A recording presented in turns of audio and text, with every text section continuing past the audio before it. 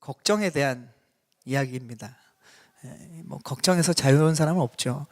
제가 이렇게 또 우리 성도님들과 함께 이렇게 기도 제목들 듣고 나누면 정말 다양한 기도 제목들이 있는데, 그 안에 대부분 우리 안에 다양한 걱정거리들이 다 있는 것을 우리가 보게 됩니다. 학생들은 학업에 대한 걱정도 있고, 학비에 대한 걱정도 있고, 미래에 대한 걱정거리를 가지고 있죠.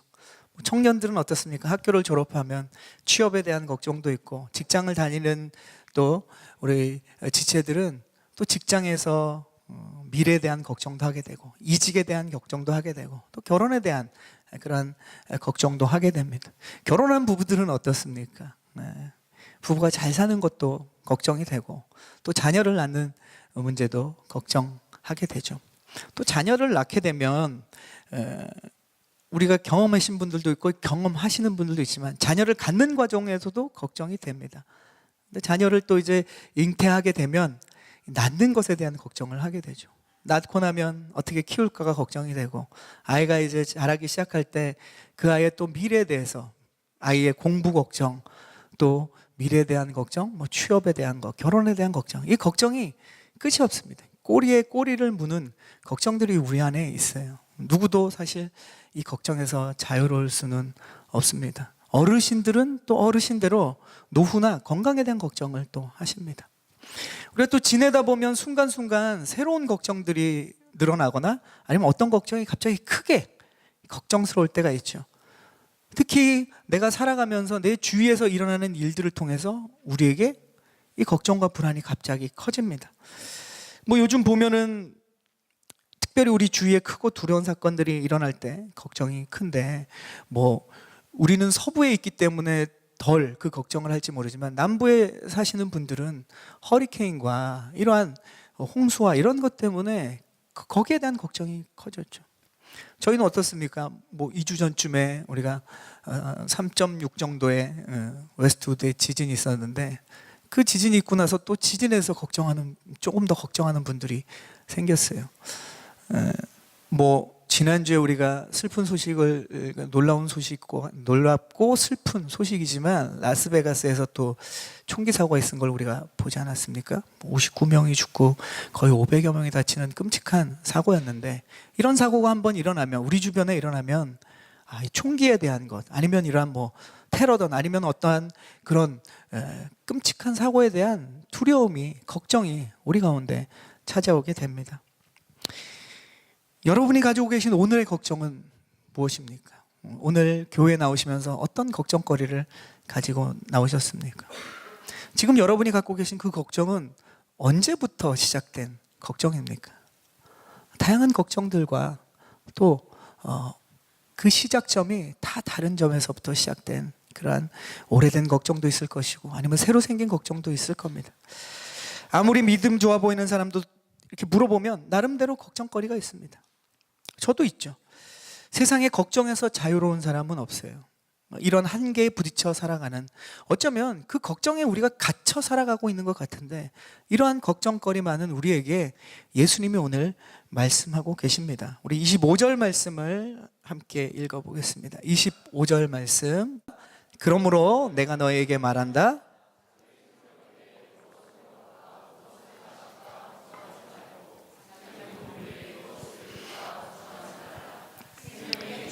소중하고 몸이 옷보다 소중하지 않느냐. 자, 그러므로라고 시작합니다. 그러니까 앞에 무슨 이야기를 예수님이 하셨죠. 그래서 그러므로 걱정하지 말라라고 얘기합니다. 24절에 뭐라고 쓰여 있냐면 이렇습니다. 아무도 두 주인을 섬기지 못한다. 한쪽을 미워하고 다른 한쪽을 사랑하거나, 한쪽을 중히 여기고 다른 한쪽을 무시할 것이다. 너희가 하나님과 재물을 함께 섬길 수 없다. 24절 말씀이 그렇습니다. 그러니까 24절과 25절을 이어보면 예수님 말씀이 이런 거죠. 하나님과 재물을 함께 섬길 수 없다. 그러므로 너희가 무엇을 먹을까, 무엇을 마실까, 무엇을 입을까 걱정하지 말라라고 얘기하십니다. 이 말을 풀면 이런 얘기죠. 하나님이 아니라 재물을 섬기고 있는 것에서부터 우리의 걱정이 시작된다라는 것을 예수님은 이야기합니다. 우리의 걱정의 원인이 어디서부터 시작되느냐? 세상 재물부터 시작이 된다는 거죠. 한편으로는 동시에 이 말씀은 이런 뜻이기도 합니다. 만약에 내가, 저와 여러분이 어떠한 걱정에 사로잡혀 있다면 하나님과 재물을 동시에 섬길 수 없기 때문에 지금 내가 하고 있는 그 걱정은 결국 하나님이 아니라 내가 지금 재물을 섬기고 있기 때문에 나오는 걱정이라는 거죠. 여기 재물이란 말은 대표성을 띠는 재물입니다. 이 말은 전체적인 의미로 얘기하면 세상이에요. 세상으로부터 오는 우리가 관심을 갖고 있는 그것을 재물이라고 표현하고 있는 것이죠. 걱정의 원인은 어디서부터 온다? 세상으로부터 온다는 거예요. 하나님으로부터 오는 걱정은 하나도 없습니다. 여러분도 생각해 보십시오. 우리의 걱정은 전부 세상으로부터 오는 거예요. 내가 만약 돈 때문에 자꾸 걱정하고 있다면 하나님과 세상을 같이 섬길 수 없기 때문에 나는 지금 돈을 섬기고 있는 거예요. 내 걱정이 지금 건강 때문에 온통 그것 때문에 걱정하고 있다면 사실 하나님을 우리가 섬기고 있는 게 아니라 건강을 섬기고 있는 겁니다. 내가 출세 때문에 온통 내 관심과 걱정이 거기에 쏟아져 있다. 나는 성공을 섬기는 사람입니다. 지난 금요일부터 우리가 금요예배 예배학교를 진행하고 있는데 예배란 무엇인가? 영어로 worship이잖아요. worship은 worth와 ship이 붙은 말입니다. 가치 있는 것과 관계를 맺으면서 그것을 섬기는 게 worship이에요. 그러니까 세상의 모든 사람들은 저마다 반드시 worship을 합니다. 세상에 어떤 사람도 worship하지 않는 사람은 없어요. 자기가 모를 뿐이지 무언가를 섬기고 산다는 거죠. 세상 사람들도 그렇습니다. 하나님이나 다른 신을 섬기는 그런 것뿐만 아니고 세상에 자기가 가장 가치 있는 것을 가치 생각하고 그것을 워십하면서 산다는 겁니다. 내가 돈이 최고의 가치면 돈을 워십하죠. 건강이 최고면 건강을 워십합니다. 성공을 최고의 가치로 여기는 사람은 성공을 워십하면서 하는 거죠. 명예를 최고의 가치로 여기는 사람, 명예를 워십하는 겁니다. 자녀를 최고의 가치로 섬기면서 워십하는 사람들도 많죠. 그런데 오늘 주님께서는 이렇게 얘기하지 않습니까? 하나님과 재물을 같이 워십할 수 없다. 둘 중에 가장 가치 있는 것을 선택해야 된다라고 주님은 이야기하십니다. 최고의 가치의 대상은 하나일 수밖에 없다는 거죠. 하나님 아니면 세상, 둘 중 하나라는 것을 먼저 말씀하고 계십니다. 그러면 내가 어떤 대상을 섬길 것이냐에 따라서 결과는 완전히 다를 것을 오늘 주님은 이야기하십니다. 결론부터 말씀드리면 하나님을 섬기면 결과로 무엇이 있느냐? 평안이 있다는 거예요. 세상을 섬기면 어떻게 되느냐? 걱정밖에 없다는 거예요. 그것이 예수님이 저와 여러분에게 말씀하신 오늘의 결론입니다. 그래서 예수님께서는 인풋과 아웃풋이 이미 정해져 있기 때문에 우리의 삶에 이렇게 말씀하시는 거예요. 너희는 둘 중에 하나를 선택할 수밖에 없다는 거죠. 그러니 걱정이 아니라 평안을 내가 주기 원하니까 세상을 섬기지 말고 하나님을 섬기라고 말씀하십니다. 그러면 걱정이 없을 것이라는 거죠. 이것은 명령이라기보다 지금 주님이 우리에게 걱정이 사라지고 평안을 누리게 하는 그런 해결 방안을 말씀해 주시는 겁니다. 그리고 예수님께서는 하나님을 섬기는 방법은 무엇인가 33절에 이야기하는데 먼저 하나님의 나라와 하나님의 의를 먼저 구하라, 이 얘기를 하시는 겁니다. 자, 이 말씀을 하시면서 중간에 지금 두 가지 비유를 우리가 들고 있는 것을 우리가 읽었는데요. 26절부터 30절까지 새 비유와 백합화의 비유입니다. 우리가 좀 말씀을 보면서 천천히 한번 읽어보겠습니다. 26절부터 30절까지의 말씀을 우리가 한번 읽겠습니다. 시작. 공중에 나는 저 새들을 보아라. 씨를 뿌리지도 않고 거두지도 창고에 쌓아두지도 않지만 너희는 새들보다 얼마나 더 귀하냐. 너희 중에 누가 걱정한다고 해서 자기 목숨을 조금이라도 더 연장할 수 있겠느냐. 어째서 너희는 옷 걱정을 하느냐. 들에 핀 저 백합꽃이 어떻게 자라는지 보라. 일하거나 옷감을 짜지도 않는다. 그러나 내가 너희에게 말한다. 그 모든 영화를 누렸던 솔로몬도 이 꽃 하나만큼 차려입지는 못했다. 오늘 있다가도 내일이면 불 속에 던져질 들풀도 하나님께서 그렇게 입히시는데 하물며 너희는 얼마나 더 잘 입히시겠느냐. 믿음이 적은 사람들아. 자, 하나님을 섬기지 않고 세상을 섬기면 걱정거리가 많습니다. 우리가 걱정하고 있는 것이 무엇이냐? 오늘 예수님이 언급하는 걸 보면 대부분 먹고 사는 거예요. 먹고 입고 마시고 사는 것에 대한 것 때문에 그 걱정거리라는 거죠. 주님은 그 걱정에 대해서 걱정을 하지 말라라고 이야기하십니다. 새와 백합화의 샘플을 드시는 거죠. 저기 우리 눈앞에 새들을 보지 않습니까? 예수님이 지금 너희가 지금 새들을 보고 있느냐? 너희 눈앞에 그렇게 잠깐 날아다녔다가 금방 사라지는 저 하찮아 보이는 새들도 하나님이 다 먹이신다는 거예요. 너가 지금 들판을 지나면서 잠깐 보는 이 꽃 한 송이, 이 꽃도 하나님이 다 입히신다는 거예요. 그런데 하나님의 자녀들인 저와 여러분을 하나님이 안 먹이시고 안 입히시겠냐는 거죠. 이 두 가지 비유는 우리가 걱정하지 않아도 되는 것들을 우리가 걱정하고 있다는 것을 주님은 말씀하고 계시는 거예요. 걱정은 하나님의 자연 법칙과도 반대되는 것을 지금 비유를 통해서 말씀하지 않습니까? 하나님이 걱정할 필요가 없는 것을 우리가 자꾸 걱정하고 있다고 말씀하시면서 이 자연의 법칙을 봐라. 이렇게 하나님이 하찮은 자연의 작은 것들도 다 채우시는 방법이 있는데 왜 하나님의 자녀들이 그것 때문에 걱정하면서 우리 안에 그 걱정 때문에 우리의 인생을 전부 망가뜨리며 사는 것을 주님은 원하지 않으신다는 거예요. 우리가 일이 안 되면 일이 안 돼서 걱정합니다. 일이 잘 되면, 그러다 일이 잘 되면 어떻게 됩니까? 예전처럼 안 될까 봐 걱정해요. 이게 우리의 걱정입니다. 우리가 보면은요, 일어나지도 않을 일들을 미리 당겨서 걱정하는 일이 너무 많습니다. 일어나지도 않았고 아직 앞으로도 일어나지 않을 일인데도 걱정하고 있는 일들이 있다는 거예요. 또 걱정할 필요가 없다는 것을 우리가 아는데 근데 걱정하고 있어요. 참 희한하죠. 걱정하면 안 된다는 것을 우리가 압니다. 그런데 걱정을 해요. 우리에게 왜 이런 걱정이 자꾸 생겨나는 걸까요? 예수님께서 근본적인 원인을 제가 처음에 말씀드렸지만 자꾸 하나님이 아닌 세상을 섬기기 때문이라는 거죠. 우리가 하나님을 의지한다고는 하지만 세상을 의지하기 때문에 그렇습니다. 우리가 하나님을 신뢰한다고는 하지만 세상을 신뢰하고 있기 때문에 이 걱정이 끊임없고 걱정이 더 심각해진다는 겁니다. 우리가 기억해야 되는 것이 있어요. 그건 뭐냐면 이 재물로 대표되는 세상, 이 재물은 우리의 믿음을 파괴합니다.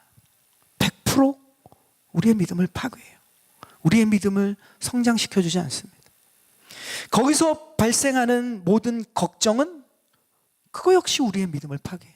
그러니까 재물, 세상은 우리의 외부적인 환경을 통해서 우리의 믿음을 파괴한다면 걱정이라는 것은 우리의 내부로부터 우리의 믿음을 파괴해 가는 거예요.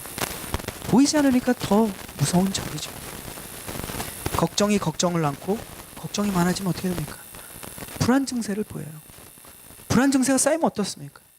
두려움에 완전히 사로잡히게 됩니다. 우리도 가끔씩 두려워하죠. 근데 이 걱정이 많아서 불안 증세가 있고 두려움에 사로잡힌 사람은 그냥 일반 사람들이 잠깐 느끼는 이 두려움과는 달리 두려움 자체가 그 사람의 인생 전체를 잡아갖고 끌고 다니는 사람들을 보게 됩니다.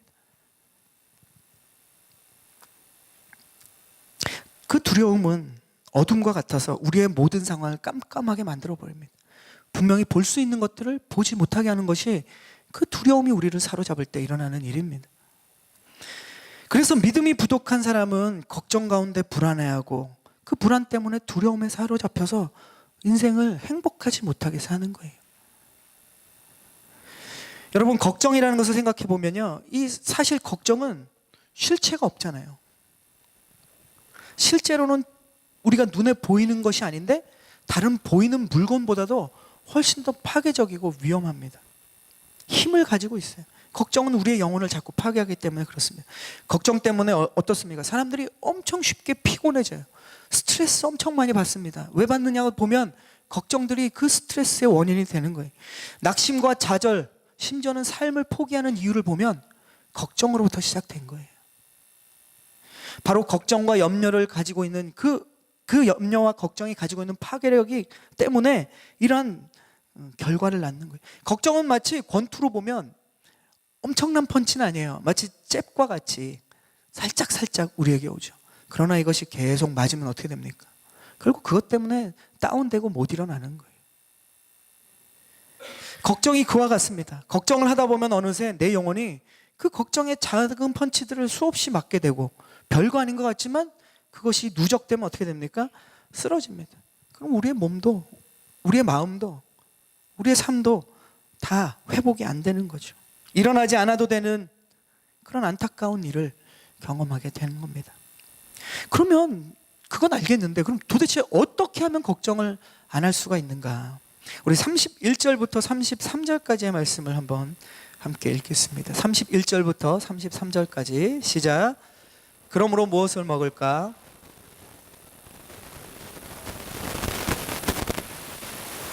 이방 사람들이나 구하는 것이다. 하늘에 계신 너희 아버지께서는 너희에게 이런 것이 필요하다는 것을 아신다. 오직 너희는 먼저 그 나라와 그 의를 구하라. 그러면 이 모든 것도 너희에게 더해줄 것이다. 자, 오늘 우리가 전체 읽은 말씀에 보면 우리가 걱정이 얼마나 많은지를 보여주는데요. 10절, 우리가 읽은 그 10절 안에 걱정이라는 단어가 몇 번 나오는지 아십니까? 7번 나와요. 그러니까 매 절마다 걱정이라는 단어가 나와요. 왜 주님이 계속 걱정이란 말을 반복하고 계시겠습니까?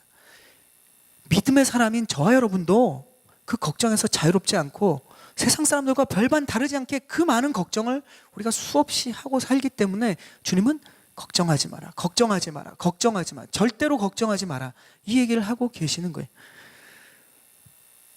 걱정은 우리가 어떤 생각을 하나 하는 순간 그 생각과 함께 따라오는 게 걱정인 것 같습니다. 그래서 내가 전혀 걱정을 안 할 수 없어요. 걱정 안 할 수 있는 유일한 방법은 뭐냐? 생각을 안 하면 걱정을 안 할 수 있습니다. 근데 생각을 안 하는 사람이 있습니까? 정신이 나간 분은 생각을 안 하죠. 걱정이 없어요.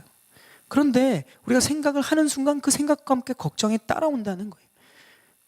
그래서 우리는 걱정을 안 할 수는 없습니다. 그러나 그 걱정이 우리 안에 생각과 함께 들어왔을 때 그것을 우리 안에 머무르지 않게 할 수는 있어요. 예수님은 지금 그 얘기를 하시는 겁니다. 너희한테 걱정하는 게 죄다. 왜 걱정하느냐? 걱정한다는 것이 문제다라고 얘기하는 것이 아니에요. 걱정은 우리 안에 들어옵니다. 그러나 이 걱정을 우리 안에 담아두고 쌓아두고 묵상하면 그것이 문제고 결국 그것이 우리를 망가뜨리는 것에 대해서 예수님은 이야기하는 거예요. 마치 우리의 몸에 바이러스와 병균이 들어옵니다.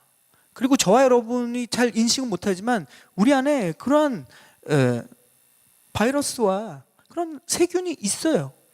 근데 그 세균이 있다고 해서 그것을 우리가 열심히 우리 몸 안에서 잘 키우고 잘 자라게 하면 어떻게 됩니까? 병에 걸리는 거죠. 그러한 세균이 우리 안에 왔을 때 그것을 맞서 싸울 힘이 우리에 있어야 되고 그것을 맞서 싸워서 죽이거나 밖으로 내쫓아야죠. 걱정은 이와 같습니다. 저희 안에 찾아올 때 그 걱정을 묵상하는 사람들이 있어요. 그 사람들은 걱정을 세균처럼 키우는 사람입니다. 그러면 우리 안에 병을 키우는 것이 되고 그 병 때문에 우리 몸이 망가지게 되는 거예요. 우리의 삶이 망가지게 되는 것입니다. 걱정이 이와 같은 거예요. 주님은 걱정이 우리 안에 들어올 때 그것을 담아두고 묵상하고 키우지 말라고 얘기하십니다. 그것을 어떻게 그러면 우리가 할 수 있느냐? 지금 저와 여러분이 읽은 이 31절부터 33절 안에 있는 것이죠. 그 걱정을 크게 만들지 않는 방법. 걱정이 들어와서 우리의 믿음을 깨트리지만 반대로 우리의 믿음이 그 걱정을 깨트릴 수 있어요. 예수님은 그 얘기를 하십니다. 우리는 자꾸 걱정이 와서 내 믿음이 깨지고 내가 하나님을 향한 신뢰가 깨지고 이걸 걱정하지만 오늘 예수님이 하신 말씀에는 너 믿음이 어디 있느냐? 그 믿음으로 걱정을 깨트릴 수 있다는 거예요. 어떻게 걱정이 우리 안에 생각과 함께 들어올 때 어떻게 깨트릴 수 있느냐? 32절과 33절에 보면 이 얘기를 하고 계시지 않습니까? 걱정이 찾아오면 그 걱정거리를 내가 붙잡지 말고 하나님께 맡기라는 거예요. 성경은 내 모든 염려를 주께 맡기라라고 얘기합니다. 주님이 그 걱정을 맡아주신다는 거예요. 오늘 예수님이 하신 전체 내용을 한마디로 얘기하면 그 걱정은 너가 해결할 수 없는 문제이기 때문에 하나님께 맡기라는 거예요. 또 걱정이 찾아오면 우린 무엇을 해야 되느냐? 32절에 이렇게 있지 않습니까? 하나님께서 저와 여러분의 필요를 다 알고 있다는 거예요. 그 필요는 알고 계시다면 채우실 것인데 왜 그것을 네가 걱정하냐는 거예요. 하나님이 저와 여러분의 필요를 알고 있다는 이 믿음을 가지면 걱정을 물리칠 힘이 그 믿음 안에 있다는 거예요. 그 믿음으로 걱정을 부서뜨리라는 거예요. 걱정을 키우지 말고. 하나님께서 우리가 무엇이 필요한지를 알고 계시다면 나에게 그 필요한 것을 해주실 것입니다. 아멘? 우리는 이 기대감이 있어야 돼요. 정말 그것이 나에게 필요한 것이라면 하나님께서 가장 정확한 때에 가장 좋은 것으로 채워주실 것입니다. 하나님이 성경 안에서 그것을 우리가 기대하지도 않는데 그 말씀들, 약속들을 수없이 해주셨어요. 우리가 그 말씀을 믿는다는 건 두 가지입니다. 분명히 하나님의 때 하나님이 약속한 것을 주실 것이다. 또 한편으로는 우리의 삶에 만약에 나에게 그것이 필요한 것이 아니라면 어떻겠습니까? 내가 감당할 수 없는 거라면, 내가 그것 때문에 망할 것이라면, 내가 그것이 필요 이상의 것이라면 어떻겠습니까? 하나님은 우리에게 안 주시는 거예요. 채워주시지 않는 게 아니라 나는 그것을 체험받기 원하는데 그것이 나에게 필요 없는 것이고 독이 된다면 나에게 채워주시지 않는 거예요.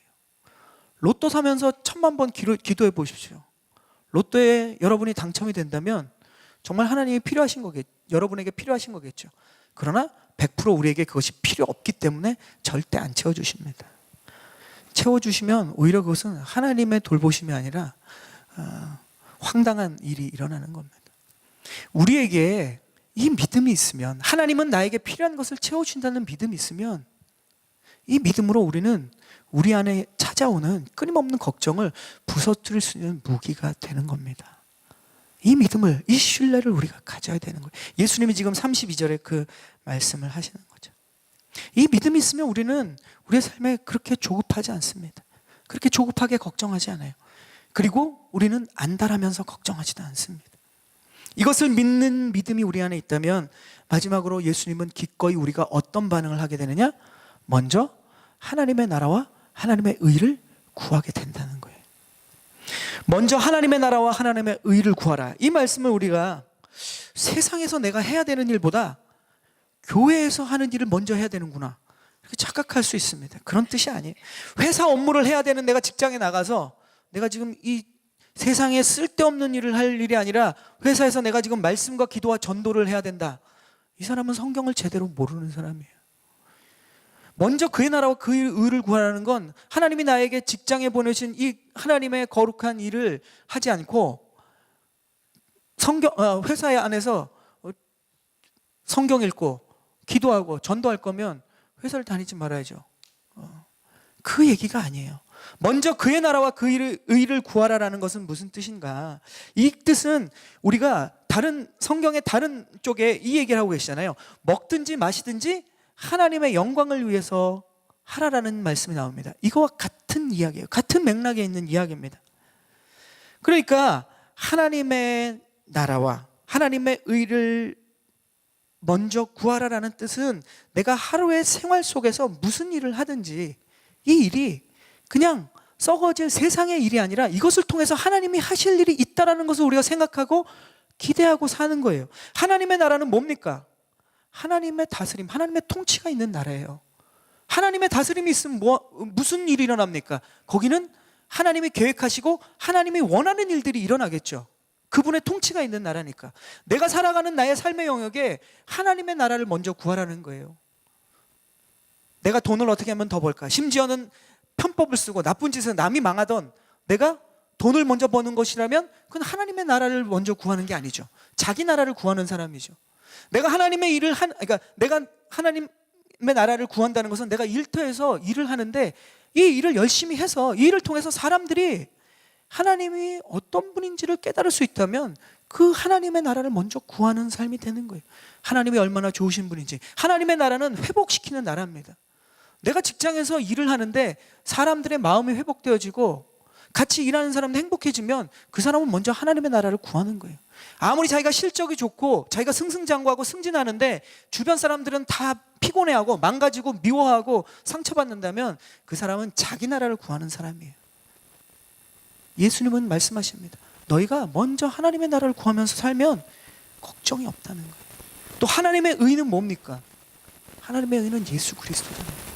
예수 그리스도를 통해서 하나님이 우리를 얼마나 사랑하시는지, 우리를 어떻게 사랑하셔서 구원하셨는지 그것을 보여주는 놀라운 사건이지 않습니까? 하나님의 의를 구하는 것은 무엇입니까?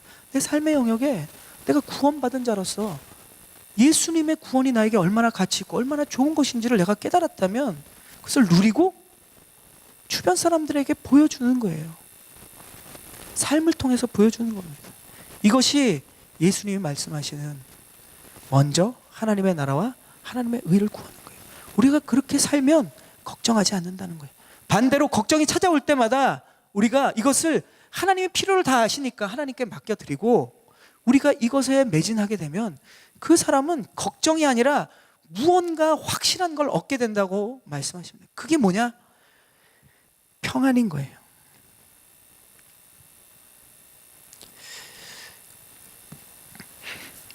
우리의 걱정이 그치지 않고 계속될 때 우리가 하나님의 나라와 하나님의 의, 하나님이 우리를 부르신 그 목적에 따라서 살게 되면 우리 안에 평안이 임하는 거예요.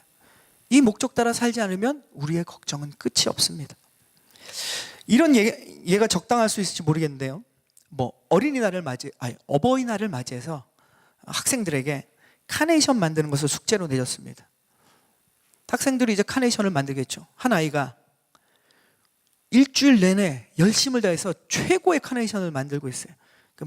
만들고 있는 목적이 뭐냐고 보니까 이 카네이션을 최고로 만들어갖고 선생님한테 칭찬받고 애들한테 칭찬받고 내가 이걸로 상을 받아야 되겠다. 그리고 카네이션을 열심히 만들면서 또 이런 생각이 드는 거죠. 내가 최고로 만들었는데 나보다 더 잘 만든 녀석이 나타나면 어떡하지?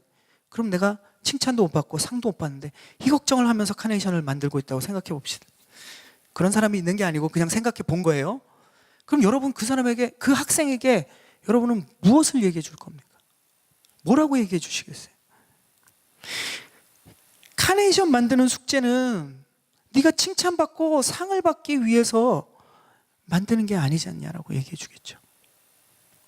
선생님을 위한 것도 아니고 친구들에게 보여주기 위한 것도 아니고 숙제를 위한 것도 그 목적이 아니지 않습니까?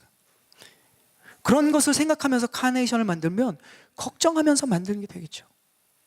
하지만 카네이션을 예쁘게 만드는 목적은 어버이날에 아버지와 어머니를 기쁘게 해드리기 위해서 만드는 거지 않습니까? 그 생각을 하면서 만들면 걱정 없이 만들 수 있겠지 않냐고 우리는 얘기해 줄 수 있습니다. 그렇지 않겠습니까? 카네이션을 만드는 숙제는 해야 할 일이니까 해야죠, 분명히. 그러나 목적이 먼저는 부모님을 위한 겁니다. 부모님의 기쁨을 위해서 하는 거죠. 우리가 하루하루 해야 할 일, 우리에게 맡겨진 일은 해야죠. 그런데 먼저는 그 안에서 하나님의 나라와 하나님의 의를 위한 그 목적을 먼저 우리가 생각해야 된다는 거예요. 우리가 그렇게 하나님 나라와 의를 먼저 구하면 어떤 일이 일어나느냐? 그 사람에게는 반드시 즉시 퀵으로 배달되는 게 있습니다. 모두에게, 그런 사람에게 반드시 배달되는 게 있어요. 그게 평안이라는 거예요. 이 평안은 세상이 줄 수 없는 평안입니다. 나에게 바로 주어지는 것일 뿐만 아니라 또 이 평안은 누구도 못 뺏어가요. 성경이 이야기하고 있습니다. 예수님, 평안을 주노니 이것은 세상이 주는 평안이 아니다. 누구도 못 뺏는 평안인 거예요. 왜냐하면 이 평안은 외부 환경에서 오는 게 아니잖아요.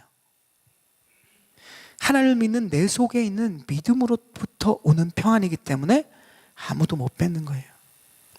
여러분 잘 생각해 보십시오. 사탄이 여러분의 우리 안에 있는 하나님을 향한 믿음을 우리 마음속에 들어와서 그 마음을 뺏어갈 수는 없어요. 그럼 어떻게 우리의 믿음을 뺏어갑니까? 외부 환경을 통해서 끊임없이 우리를 공격하죠. 치죠. 우리의 밖에 있는 환경들을 하나씩 뺏어갑니다. 그러면 믿음이 연약해지는 거예요. 환경 때문에 우리의 믿음이 하나님을 향한 신뢰가 자꾸 떨어지는 겁니다. 그 환경을 빼앗아서 우리 안에 있는 믿음을 사탄은 자꾸 흔들려고 합니다. 우리가 세상의 마음을 빼앗기면 그래서 믿음이 약해지고 걱정이 강해지는 거예요. 하지만 우리가 만약 우리의 환경이 지금과 같이 힘든데 변하지 않는다면, 아니면 만약에 더 힘들어진다면, 그럼에도 불구하고 우리의 마음을 지키면 어떻게 됩니까? 우리의 믿음을 지키면 어떻게 됩니까? 그 평안은 사라지지 않는 거예요. 외부 환경에서 자꾸 우리는 평안을 찾으려고 하니까 평안이 들락날락하고 예전에 있던 평안이 사라질 때 더 큰 절망에 빠지는 겁니다. 성경이 얘기하는 진짜 평안은 어디서 오느냐? 우리의 내부로부터 오는 거예요. 솟아나는 겁니다. 절대로 세상의 환경이 우리를 뺏을 수 없는 건데 우리가 속는 거예요. 여러분, 이 평안을 누리고 싶지 않습니까? 주님은 이미 우리에게 그것을 주었다. 누리게 했다라고 말씀하십니다.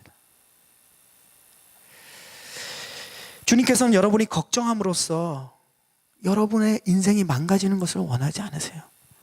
하나님께서는 우리가 그 걱정에서 자유를 누리기 원하십니다.